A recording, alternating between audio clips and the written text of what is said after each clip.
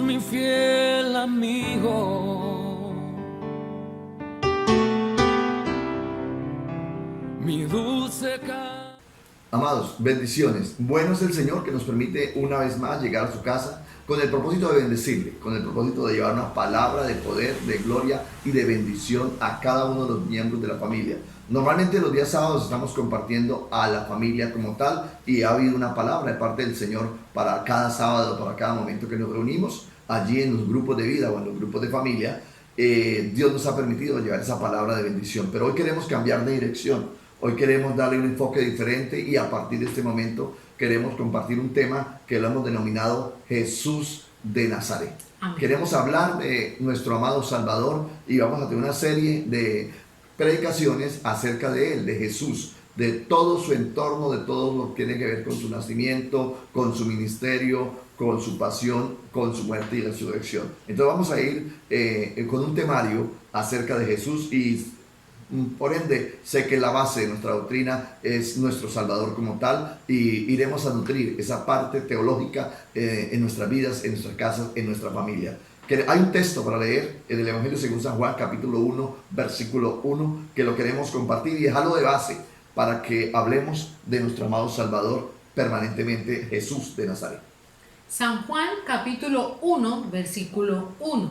Es un texto bíblico muy apropiado para el tema que iniciamos hoy, como lo dijo nuestro pastor, Jesús de Nazaret. San Juan capítulo 1, versículo 1 dice: en el principio era el Verbo, y el Verbo era con Dios, y el Verbo era Dios. Amén. Del verbo que está hablando la palabra es de Jesús. La acción tal es Jesús. Amados, cuando se trata de hablar de Jesús de Nazaret, hay un entorno a Jesús muy fuerte y queremos desmenuzarlo lo más posible y vamos a hablar específicamente. Para hablar de Jesús de Nazaret nos es necesario ubicar la religión que estaba fuerte, muy fuerte en su época. ¿Dónde nace Jesús? ¿Dónde se mueve Jesús? ¿Dónde es doctrinado Jesús? ¿Sí? Y es la religión judía, el famoso judaísmo. Entonces, hoy hablando de Jesús de Nazaret, vamos a hablar específicamente del judaísmo. ¿Para qué? Para entrar en ese entorno religioso en que está José, en que está María, en que nace Jesús. Ese entorno cultural, ese entorno donde Jesús tiene que ejercer su ministerio. Y muchas cosas de la palabra tienen que ver con la cultura judía y con el judaísmo como tal, como religión. Y a veces no comprendemos por qué Jesús habló de esta manera. ¿Por qué Jesús citó el Antiguo Testamento de esta forma? Porque mucho tiene que ver con la cultura y la religión donde Jesús se está moviendo. ¿Por qué no le suplicamos a Dios en esta hora de la noche que sea Dios bendiciéndonos, que sea Dios permitiéndonos escudriñar la palabra y que podamos recibirla como ese manjar que Dios tiene para nosotros para alimentar nuestra alma, nuestro espíritu y todo nuestro ser? Oremos al Dios de la gloria. Amado Señor, en esta noche colocamos delante de ti, Señor, nuestras vidas, nuestras mentes y nuestros amén, corazones. sí, Jesús. Cada familia, cada persona que se encuentra reunida Sí, y que está observando, Señor, este tiempo de palabra. Yo suplico delante de ti, oh Dios, que seamos sensibles a tu voz, que aprendamos, oh Padre, y que seamos motivados a conocer más de ti, mi amado Señor. Hoy sea a ti todo el honor y presentamos esta palabra que enseña quién eras tú, de dónde venías, el entorno donde aconteció toda la vida de nuestro grandioso Jesús. Te damos toda la honra y toda la gloria en el nombre del Padre, del Hijo y del Espíritu Santo. Amén. Amén. La propuesta que tenemos, el deseo que tenemos, a donde queremos apuntar y llegar a través de estas charlas, es dar a conocer el entorno político, el entorno cultural y el entorno religioso de la época de Jesús. Sí. Entonces arranquemos por el entorno religioso de la época de Jesús. Podemos decir que varias instituciones importantes le daban su forma característica a la religión de los adoradores de Jehová en la época de Cristo. El judaísmo es eso, es la religión más fuerte que tiene todo el entorno cultural y el entorno espiritual en la época de Jesús. Y allí hay algunas instituciones y nos es necesario comprender cómo están compuestas, qué significaban, ¿Qué nombre se les daba? qué nombre se les daban, perfecto, cuál era su responsabilidad, cuál era su mover en el ambiente espiritual, en el ambiente cultural en la época de Jesús. Entonces, algunas instituciones de ellas son, creo que la más importante de las instituciones que se mueven en el entorno de Jesús es la famosa sinagoga. Amén. Es la famosa sinagoga. Pastora, ayúdenos. ¿Qué significa la sinagoga? Sinagoga significa asamblea o reunión, pastor. Ajá, esa asamblea o reunión donde podía la gente congregarse con propósitos específicos, con propósitos donde el Señor, Dios Todopoderoso, hablaba a través de la Torá, a través de la ley. La sinagoga es un edificio destinado especialmente a la lectura y a la enseñanza pública de la ley de Moisés y que servía asimismo de tribunal o escuela. Óigase bien, ¿sí? En la sinagoga se estudiaba la palabra. Ojo, no se cantaba, no se adoraba, ¿cierto? Para eso estaba el templo. Sí. Pero la sinagoga era un lugar de estudio. A veces servía también la sinagoga como, dice que como escuela, ¿sí? O como tribunal. Como tribunal donde se dictaban leyes.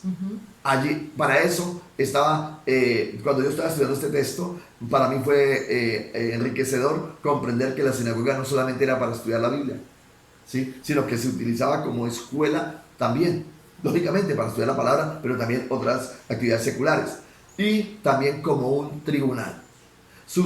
La sinagoga surge luego de la destrucción del templo judío por los babilonios, cuando la nación fue llevada a Babilonia cautiva, el año 500 algo antes de Cristo, fue llevada cautiva, ojo, como solución a la vida espiritual, nacen las famosas sinagogas. Sí. ¿Sí? La gente iba al templo, allí adoraba al Señor, allí estudiaba la palabra, pero como el templo fue destruido, entonces cualquiera puede haber dicho, ya no nos podemos congregar más. Entonces se acabó la vida espiritual, se acabó el estudio de la Torá, se acabó el estudio de la ley, y no va más. No fue así. Se crearon las famosas sinagogas. Amén. Ojo, hoy en día estamos viviendo algo parecido, ¿cierto? El templo no fue más, no va más, no hay más, no nos podemos congregar más. Pastor, no diga eso, no nos podemos congregar más por un tiempo. Sí. Por un tiempo. Yo espero que pronto acabemos con esta situación y arranquemos de nuevo a poder congregarnos. Pero mientras tanto, no nos hemos podido congregar. Gloria a Dios. Hoy no tenemos sinagoga nosotros como cristianos evangélicos, no lo tenemos. Hoy tenemos grupos familiares. Amén. ¿Cierto? Lugares donde se estudia la palabra, lugares donde se practica el conocimiento bíblico. La lectura ¿Sí? de la palabra. Amén, amén. Es ahí donde se hace fuerte las sinagogas para el pueblo judío. Quedaron sin templo, algunos fueron llevados cautivos a Babilonia, otros quedaron en Jerusalén, otros quedaron en todo lo que es Palestina. Entonces, ¿cómo hacemos para alimentarnos espiritualmente? Reunámonos, designemos ciertos lugares y estudiemos la palabra ahí. En Babilonia igual, llegaron y allí en Babilonia hubo la necesidad de seguirse reuniendo para seguir estudiando la palabra del Señor. Dios tiene sus estrategias.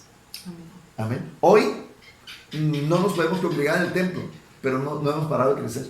Y hoy tenemos unas herramientas impresionantes, ¿sí? Por ahí ya salieron dichos populares entre los evangélicos. Algunos han dicho, no dejemos de congregarnos como algunos tienen por costumbre, dice la palabra, ¿cierto? No dejemos de congregarnos como algunos tienen por costumbre, ya la cambiada la palabra tienen por costumbre, por ¿sí?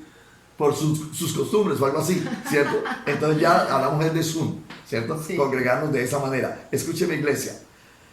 Cuando la sinagoga aparece, entonces surge luego de la destrucción del templo judío por los babilonios. Recibe el nombre de la gran sinagoga. Amén. ¿Sí? La gran sinagoga, un consejo de 120 miembros organizado, según se dice por Nehemías, hacia el año 410 a.C. La famosa gran sinagoga. Esa gran sinagoga cubre 120 miembros. Esos 120 miembros eran personas distinguidas, pero eso ya era una gran sinagoga, ¿sí? O sea que el término cambia, ¿no? Sinagoga es como sitio para reducido, era Sí. como para un grupo pequeño de personas. Sí. Al pasar este tiempo y al hablarse de la gran sinagoga, notamos que ese gran le da capacidad para congregarse muchísimo más. 120 miembros eran los que componían la gran sinagoga.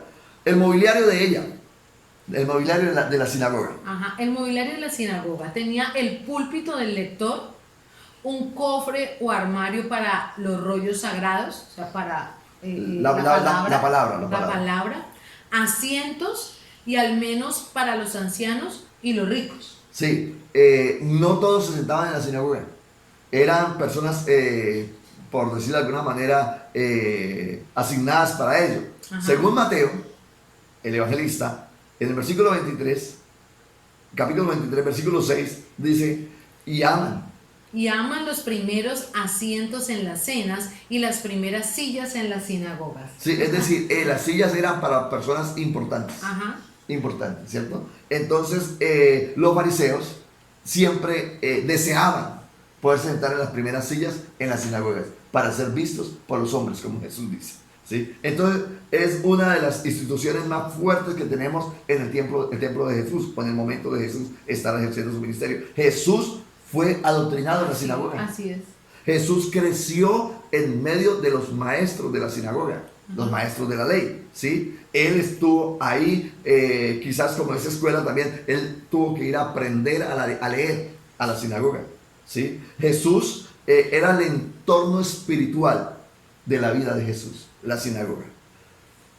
Existe también una segunda, podríamos decir nosotros, institución muy fuerte, y es el templo. Y cuando se habla del templo, estamos hablando de los templos que el pueblo de Israel disfrutó. Recordemos que ellos disfrutaron de 3 templos que fueron símbolos muy fuertes para ellos, y que uno de ellos se dio también, del cual Jesús pudo disfrutar. Hablemos de esos 3 templos. Bueno, hablaremos así por encimita de los 3 templos. El primero fue el templo de Salomón, el segundo el de Zorobabel y el tercero el de Herodes. Amén. La Biblia registra bastantes apuntes y bastantes, ¿cómo le dijera yo?, características del templo de Salomón. Amén. ¿Por qué? Porque la palabra nos cuenta que el que quería construir el templo era David.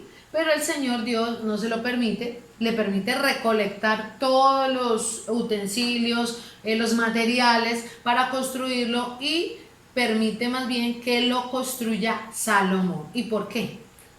Salomón termina construyendo el templo, hijo de David, lógicamente, porque David tiene sus manos manchadas por sangre. Este templo se construyó en el año 967 a.C. y fue destruido por los babilonios en el 586 a.C. Cuando hablamos del templo de Salomón, estamos hablando, algunos lo conocen como una de las 7 maravillas del mundo. Amén. Es decir, es una majestuosidad, es un templo donde todo el mundo tenía que ver con él, y era el orgullo del pueblo de Israel, ¿cierto? Pero también no solamente en la parte carnal, física, orgullo, sino que Dios le había prometido a Salomón que toda oración que se hiciera en el templo, él la respondería. Entonces hay una promesa de presencia de Dios en ese templo impresionante. Pero existe un segundo templo también, que es el templo de Zorobabel. Ajá. Se construye en el 536 a.C. Duró aproximadamente 500 años y fue reemplazado por el de Herodes. Recordemos que Zorobabel es uno de los deportados que vienen de Babilonia, y vienen y construyen este templo sobre las ruinas de lo que era su templo antiguo, el templo de Salomón.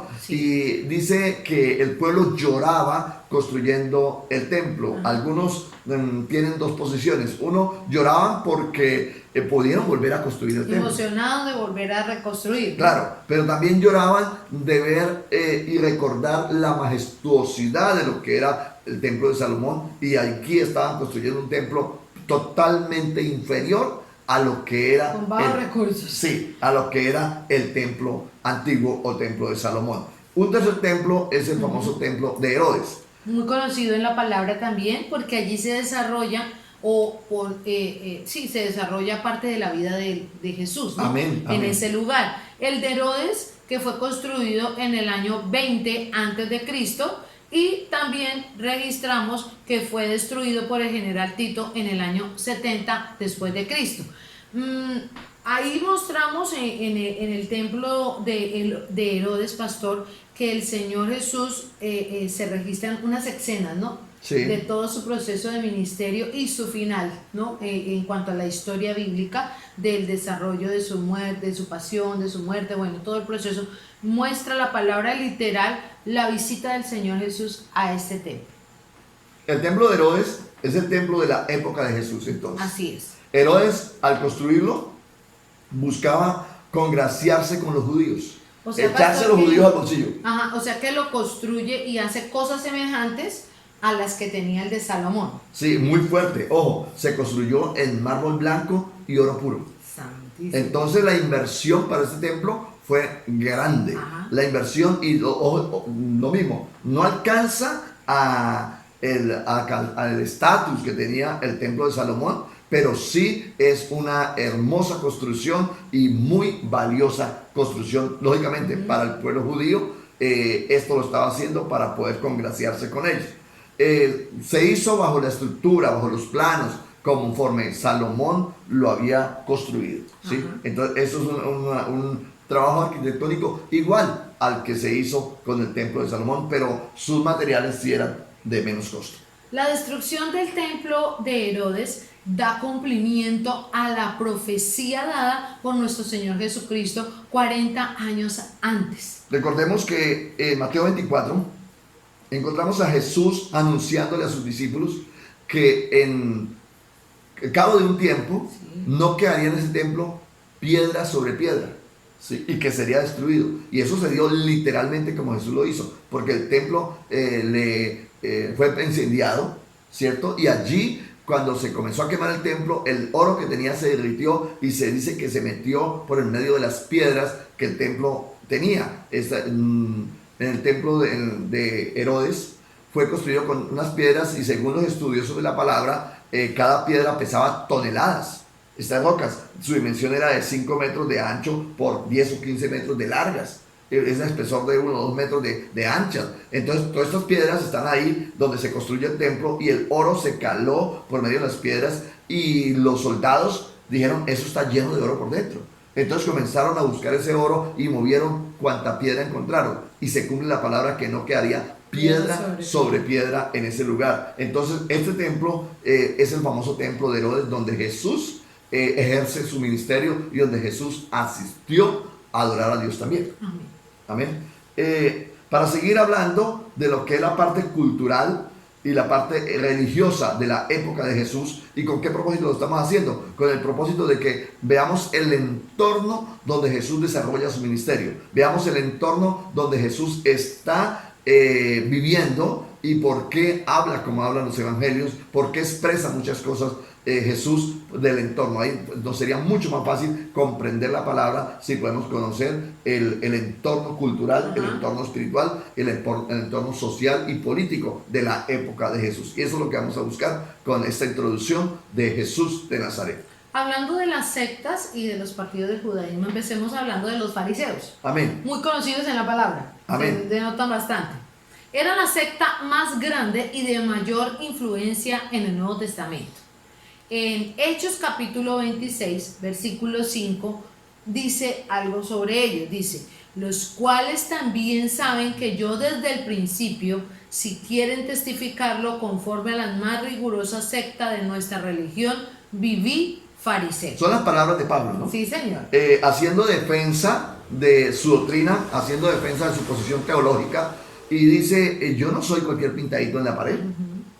Yo soy y vengo de la secta de los fariseos. Sí, señor. ¿Cierto? Yo soy un estudioso de la palabra. Y Pablo se jactaba diciendo, yo vengo del medio de los fariseos, de la secta de los fariseos. Hoy esa palabra ha cambiado su significado totalmente. Claro. Hoy imagínense usted que está aquí y a 20, 30 metros, a media cuadra, está otro y le grita, ¿qué hubo, fariseo? Inmediatamente se alrededor. Uy. Claro, hoy es una palabra mm, que fastidia. Hoy es una palabra que nos dice falso. Que denota falsedad, Sí. sí. En la antigüedad, en el tiempo de Jesús, en el tiempo donde Jesús se está moviendo, era un honor ser un fariseo. Sí, señor. Era un honor pertenecer a la secta. Por eso Pablo lo está expresando aquí y está diciendo otra vez, los cuales también saben que yo desde el principio, si quieren testificarlo conforme a la más rigurosa secta de nuestra religión, viví fariseo. Sí, señor. Es decir, Pablo está expresando el orgullo que se siente de ser fariseo. Esa palabra hoy su significado ha cambiado total. Hoy fariseo significa hipócrita. Hoy fariseo significa desleal. ¿Sí? Falso. Falso. Sí. Falso. Eso significa fariseo. Hoy, en la época de Jesús no era así. Siguiendo hablando de los fariseos, pastor, su nombre viene de un apodo sarcástico que significa separados. Los separados se les apodaba a ellos. Hace poquito estudiamos acerca de ellos, ¿no? Sí, sí. Cuando hablamos de las tres, la moneda perdida, el hijo perdido y la oveja perdida. Sí, señor. De esas tres parábolas. Los fariseos se les conocía de esa manera como los separados. ¿Por qué? Porque ellos no se mezclaban. Porque eran de la alta alcurnia, porque ellos, su fe, su religión, su fanatismo no les permitía mezclarse con la gente. Totalmente contrario a lo que Jesús venía enseñando. Solo ellos sobrevivieron como secta después de la destrucción de Jerusalén. Sí, Recuerden que Jerusalén, junto con el templo, fueron destruidos en el año 70. Basaban su doctrina en todos los libros del Antiguo Testamento. Es decir, estudiaban la Torá, estudiaban los profetas y todo lo que tiene que ver con el Antiguo Testamento. Y ahí estaba la base de su doctrina. Eran demasiado celosos de la letra de la ley, pero descuidaban el espíritu de ella. Y ahí fue donde hubo ese choque tan fuerte con Jesús. Y fueron uno de los opresores más fuertes que tuvo Jesús, estos hombres, porque Jesús vino a hacer todo lo contrario de lo que ellos decían. Ellos eran celosos de la letra, no la vivían. No vivían la palabra, pero eran celosos y dice que colocaban cargas sobre los otros que ellos no querían mover ni con un dedo. Sí, señor. De esa manera Jesús los llamó sepulcros blanqueados. Sí. ¿Sí? Tumbas blanqueadas, les dijo Jesús, que por fuera están muy hermosas, pero por dentro están llenas de contaminación. Sí, ¿Sí? señor. Eso eran los fariseos. Los fariseos defendían la doctrina de la predestinación. Creían en la inmortalidad del alma, en la resurrección corporal y en la existencia de los espíritus. Ajá. Eso era parte fundamental de su doctrina fuerte para ellos. La mayoría de los escribas eran fariseos. Ajá. Recordemos que ahorita vamos a hablar de los escribas también, pero recordemos que esos escribas eran la élite del pueblo de Israel y la mayoría eran fariseos. No todos los fariseos eran hipócritas, pues entre ellos estaban hombres como Nicodemo, José de Arimatea, Saulo y Gamaliel. ¡Wow! ¿Quién es Nicodemo? Nicodemo es aquel hombre que visita a Jesús, maestro de la ley, que visita a Jesús de noche. De noche. Y Sí. Jesús le predica acerca de que es necesario nacer de nuevo. Ese es Nicodemo. Pero José de Arimatea es aquel que le ayuda a cargar la cruz. ¿Sí? Es aquel que reclama el cuerpo de Jesús. Sí, señor. Es aquel que le da el sepulcro a Jesús. Ese es José de Arimatea. Era un fariseo. También está aquí Saulo, pastor. Saulo, el apóstol conocido Pablo. Y Gamaliel, que es maestro de la el ley. maestro de la ley, muy conocido, y lo pronuncia Saulo en sus escritos. O Pablo, perdón. Pablo en sus fue escritos. adoctrinado a los pies de Gamaliel. Gamaliel, Sí, sí, sí. era también un fariseo. Veamos otra parte aquí, pastor. Ya estudiamos los fariseos. Ahora vamos a estudiar los saduceos. Otra secta del momento en que Jesús está en Jerusalén, Ajá. del momento en que Jesús está caminando por todo el país de Palestina. Existe otro grupo religioso que se llaman los saduceos. Aprendamos de ellos en esta hora. Su nombre viene del sumo sacerdote Sadoc, que ministró durante el reinado de David. Era el partido sacerdotal de Israel. Ojo, de ahí salían los sacerdotes para el pueblo judío, para la nación judía como tal. Estos saduceos controlaban el templo y el Sanedrín, es decir, el consejo de gobierno. Los saduceos se encargaban de legislar, ¿sí? Eran los encargados del Sanedrín como tal, o consejo de gobierno. También cuando hablamos de los saduceos, dijimos que eran en su gran mayoría los aristócratas de Jerusalén. Eran pudientes, eran hombres adinerados. Ellos componían la secta de los saduceos. Los saduceos también, pastor, fueron los primeros en perseguir la iglesia primitiva. Ajá. ¿Por qué la perseguían? Porque estaban, según ellos, enseñando doctrinas falsas. ¿Cuál era la doctrina falsa? Ninguna. Ellos enseñaban la doctrina de Jesús, Sí, claro. pero ellos se dedicaron a perseguirla. ¿Por qué la perseguían? Hablemos un poquito también acerca de lo que creían los saduceos. Se regían solamente por la Torá. Es decir, los 5 primeros libros de la Nada Biblia. más, sí señor. No creían en la resurrección de los muertos. Contrario a los fariseos. Sí, claro que sí. Y contrario a la nueva doctrina que estaba apareciendo, que era la doctrina de Jesús. Sí, señor. No creían en la resurrección de los muertos. Afirmaban que el alma muere juntamente con el cuerpo. En la existencia de los ángeles no creían, ni en los demonios. Ajá. Y podemos decir que dejaron de existir después de la destrucción del templo judío. Los fariseos, ellos continuaron, ¿sí? Pero dejaron de existir los saduceos del año 70. Sí. Después de la destrucción del templo, todos fueron esparcidos y no se pudieron volver a agrupar como secta religiosa para el tiempo del año 70 hacia nosotros. Veamos otro grupo en este estudio que estamos haciendo y ellos son los esenios. No es tan conocido como los fariseos y saduceos. No. Estos esenios es otro grupo también con los cuales Jesús tuvo que practicar, a los cuales Jesús tuvo que enfrentar y a los cuales Jesús tuvo que darles el mensaje de salvación. Su nombre, esenio, significa los piadosos. Veamos, o sea, sarcásticamente los fariseos, los separados. ¿Sí? Y A estos, los piadosos. Dice aquí, vivían en comunidades pequeñas semimonásticas. Los monasterios. Los monasterios, lugares pequeños, ¿no? Sí. Ellos son muy entregados, muy devotos, muy de pagar penitencias, de pagar, aislarse, de estar en grupos muy reducidos, pagando penitencias principalmente, estos esenios. Llevaban una vida ascética. Algunos se abstenían incluso del matrimonio. O sea, Ajá. tanto era su forma, consagración. su consagración, y creo que eran muy disciplinados en ello, Sí, ¿no? lógico. O sea, eran muy, tanto, por eso eran los grupos pequeños, por eso para no, tal vez, no tener distracciones Y no para contaminarse. no contaminarse. Entonces llevaban una vida ascética, o sea, algunos se abstenían incluso del matrimonio. Tenían sus propiedades en común. Para ellos no había problema tener una casa y decir, esta casa no es mía, esta casa es de la comunidad, ¿cierto? Para ellos no tenía problema tener una finca, decir, esta finca no es mía, esta finca es de la comunidad, y así se sostenían entre ellos, aislados prácticamente del mundo exterior. Esta doctrina, o la doctrina de ellos, Sí. afirmaba que la humanidad se divide en dos grupos, los hijos de la luz y los hijos de las tinieblas.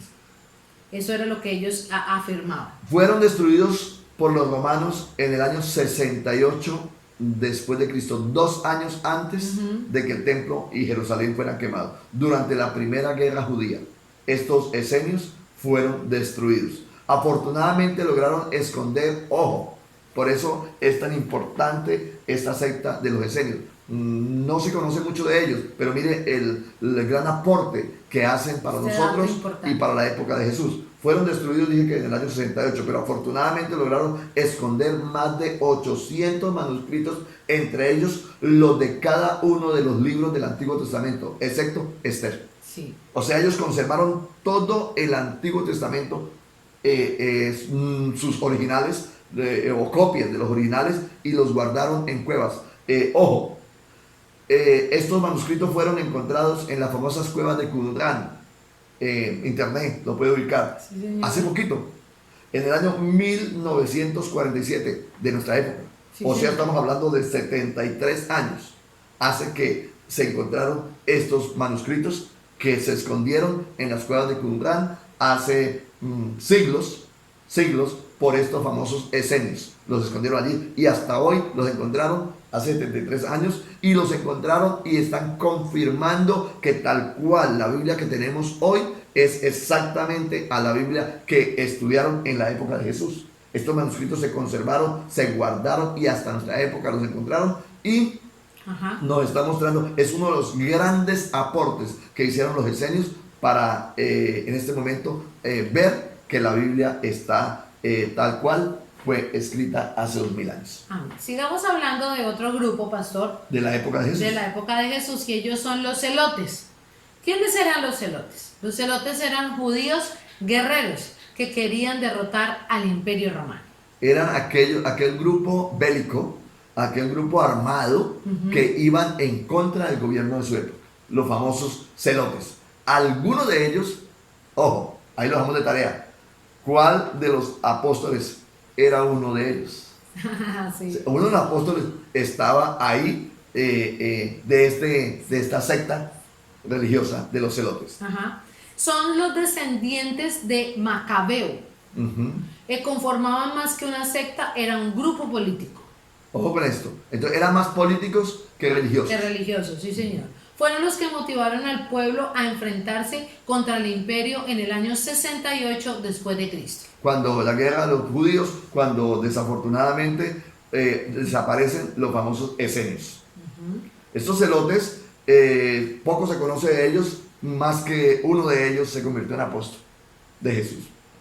Y hay una canción que dice, ¿quién es, pastor? Sí, bueno. Sí, los niños de iglesia infantil se La conoce. Entonces hay tarea ya resuelta ahí con los niños de la iglesia. Estamos hablando del último grupo ya. Ajá. Del último grupo que se movía a la parte espiritual, la parte religiosa, la parte política en el tiempo de Jesús. Una vez más, ¿por qué lo estamos haciendo de esta manera? Porque necesitamos que cuando se hable de Jesús y está hablando, y Jesús le habló a los fariseos, ya sabemos quiénes eran los fariseos. Ajá. Y uno de los celotes, entonces ya sabemos quiénes eran los celotes. Y así sucesivamente buscamos sentar esta base para que cuando estemos estudiando toda la vida de Jesús, conozcamos el entorno Así es, en que pastor. ejerció su ministerio. Los escribas Ajá. ya son un poco más conocidos, ¿no?, que los famosos celotes o los esenios. De los escribas podemos decir que no era un partido político ni una comunidad religiosa. Los escribas apuntan a su nombre, ¿no? Sí. Eran profesionales que podían leer y escribir. Ajá. En la época de Jesús leer no era un privilegio que pocos Sí, tenían. señor. Y por eso le decimos que son la élite del pueblo judío, los famosos escribas profesionales. Su función, la función de los escribas, era copiar e interpretar y enseñar las escrituras. ¡Qué Entonces, responsabilidad! Claro, y ellos se daban el lujo de andar, en la gran mayoría eran fariseos, recordemos eso, ¿no? Sí. Se daban entonces el lujo de enseñar la doctrina conforme ellos creían que era verdad, y eran más letra que espíritu para Por lo ellos. tanto, pastor, ellos eran maestros y expertos en la ley de Claro, Moisés. claro. Por favor. Estudiosos encargados de la interpretación, de la enseñanza y de escribir transcribir la palabra del Señor. Ajá. Son maestros y expertos en la ley de Moisés. Sí, señor. Estos hombres. Estamos concluyendo dejando esta base conforme la hemos deseado para que hablemos de Jesucristo, de Nazaret, el Señor Jesús, de una forma más clara, de una forma más responsable, al conocer otra vez el entorno en el cual Jesús se está moviendo. Al poder escudriñar el entorno político y religioso de la época de Jesús, se nos facilita para poder comprender su ministerio y gran parte de su vida. Amén. Oremos al Señor y coloquemos nuestras vidas delante del Señor y supliquémosle que nos permita comprender de pequeños detalles de la palabra, pero que se convertirán en riquezas para poder comprender el por qué actúa Jesús así en medio de su entorno. Padre, nos colocamos delante de ti en esta hora con el propósito, con el anhelo de que lo que hemos estudiado, Señor, enriquezca nuestra alma, nuestro corazón, nuestra vida y nuestro espíritu. Y permítanos, Dios, que al escudriñar tu palabra, tú hables a todo nuestro ser. Permítanos cada día crecer más en el conocimiento de tu santa palabra y permítanos, Dios, que nuestros hogares sean bendecidos por ella. Gracias, Señor, porque creo que hablaste a nuestras vidas hoy, porque creo que tú ministras de manera sobrenatural nuestro ser y organizamos nuestro corazón y preparamos nuestra vida para seguir conociendo a profundidad la vida y el entorno de nuestro Señor Jesucristo, de nuestro amado Salvador. Por eso te damos a ti toda honra, toda gloria, toda alabanza y toda adoración. En el nombre de Cristo Jesús. Amén y amén.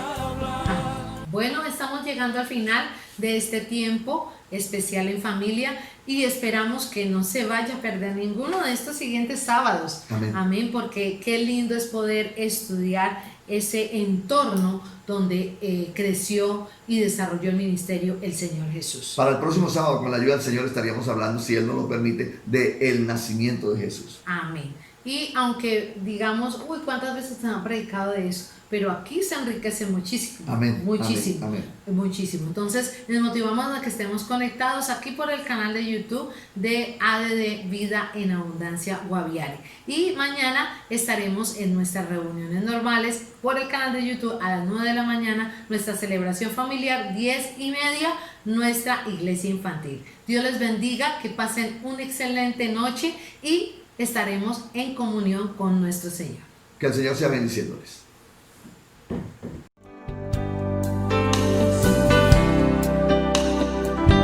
Una y otra vez al ensayo junto